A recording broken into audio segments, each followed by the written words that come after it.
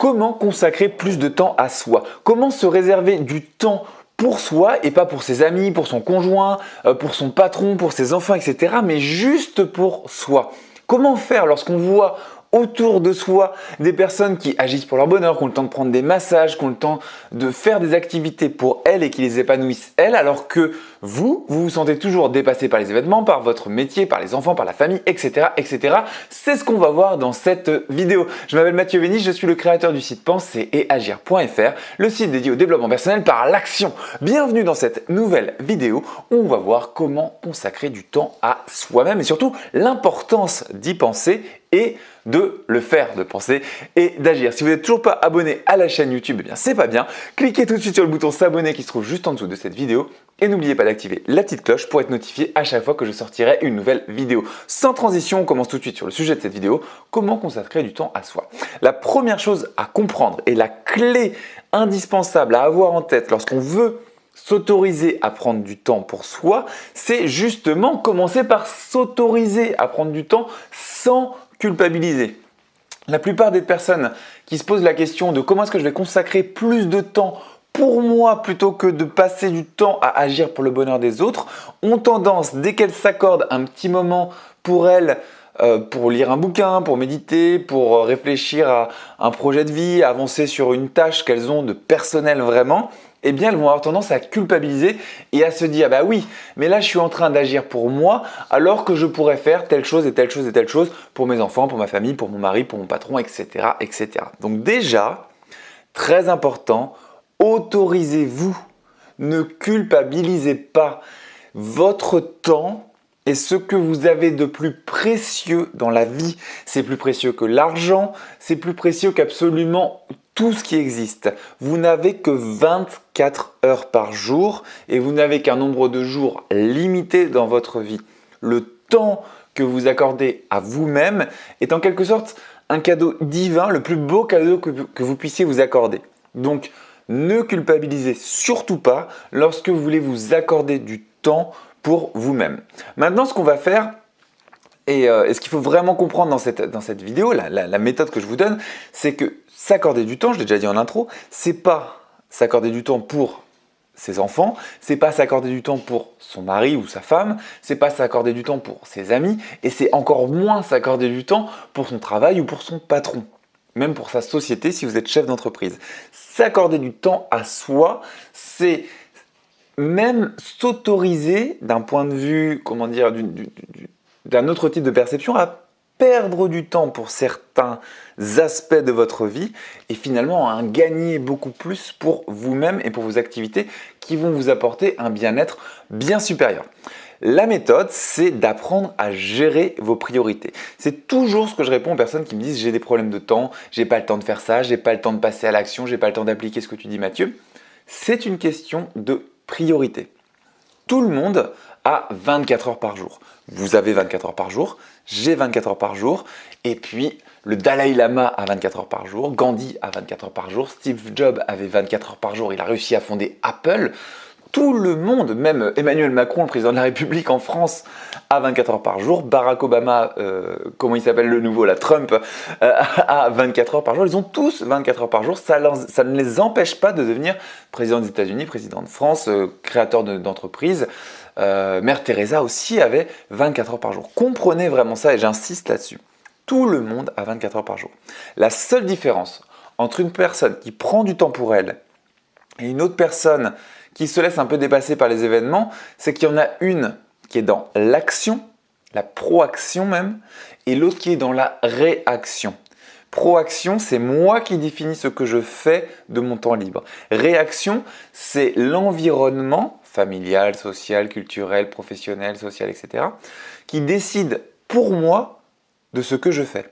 Ça veut dire qu'une personne qui est en réaction a du mal à dire non quand on lui propose de faire quelque chose. Alors qu'une personne qui est dans l'action va avoir tendance à organiser des événements, des projets, des choses pour les proposer aux autres. Et donc, lorsqu'elle va faire des activités, même à plusieurs, finalement, ce sera prendre du temps pour elle parce que ce sera elle qui aura été à l'initiative de l'activité. Donc la règle déjà, c'est de comprendre que vous n'avez pas de problème de temps, qu'absolument personne sur cette planète n'a de problème de temps, vous avez seulement des problèmes de priorité. Comment est-ce qu'on gère ces priorités et quelles sont les priorités qu'on va déprioriser pour regagner du temps et le consacrer à soi et à son propre bien-être, à son propre bonheur? Premièrement, regardez le temps que vous passez sur les réseaux sociaux. Sur YouTube, comme en ce moment, sur Facebook, sur Instagram, bref, sur tous les endroits sur Internet où vous allez passer du temps pour vous divertir. J'estime que cette vidéo, ce n'est pas vraiment du divertissement parce qu'on apprend des choses sur Penser et Agir, mais que sur YouTube, la majorité des contenus qu'on regarde de façon générale, c'est du divertissement. Donc déjà, sur les réseaux sociaux de façon large et sur Internet, combien de temps vous passez? Deuxièmement, la télévision.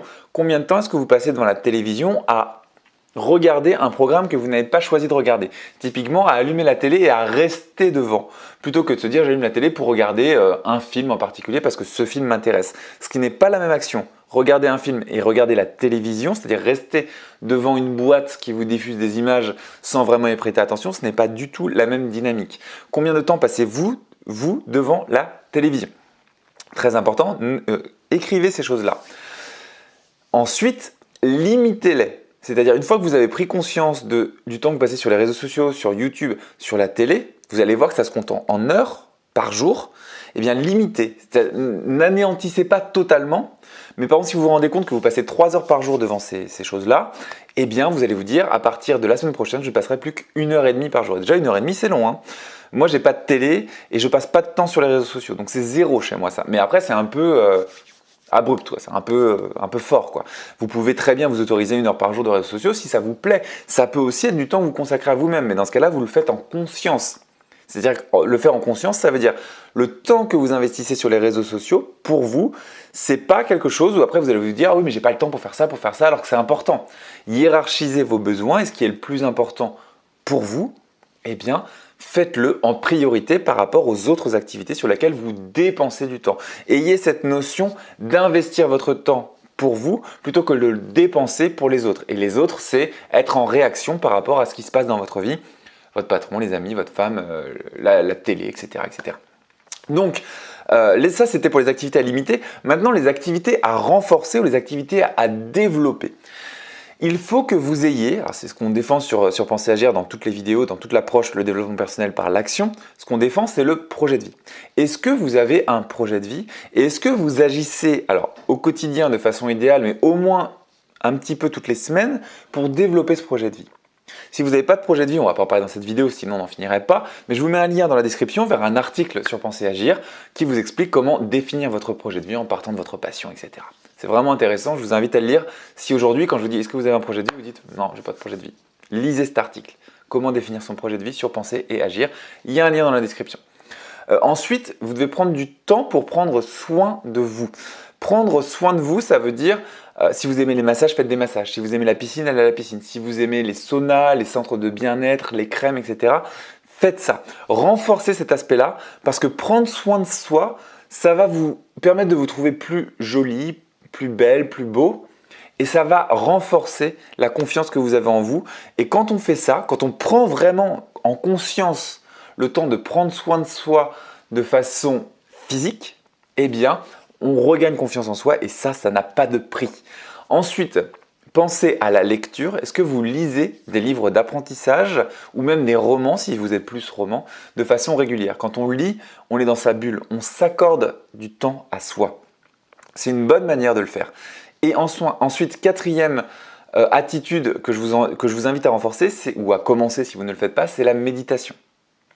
La méditation, c'est quelque chose qui est de plus en plus en vogue en ce moment. C'est vraiment pas compliqué, il suffit de respirer, de se concentrer et d'essayer au maximum possible de ne penser à rien.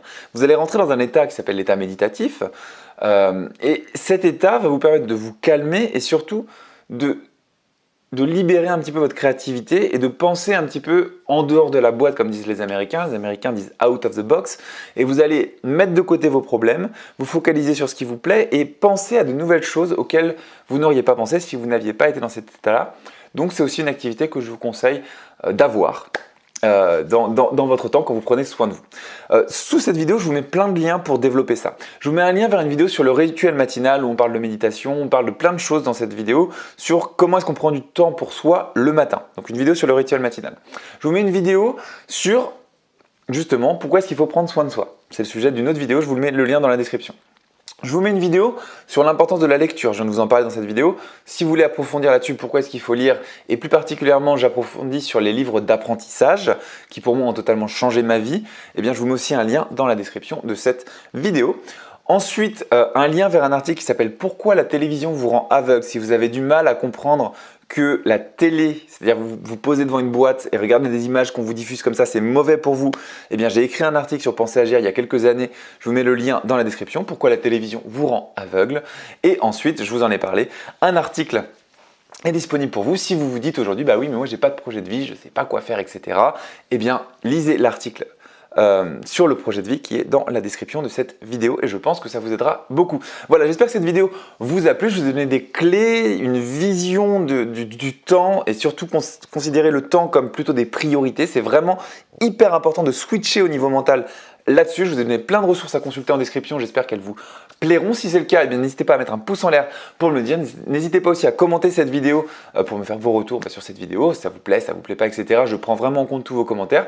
N'oubliez pas de vous abonner à la chaîne YouTube si ce n'est pas déjà fait. Et puis, si vous pensez que cette vidéo peut intéresser vos proches, eh bien, partagez cette vidéo sur vos réseaux sociaux préférés. Et moi, je vous donne rendez-vous dans la prochaine vidéo. Ciao!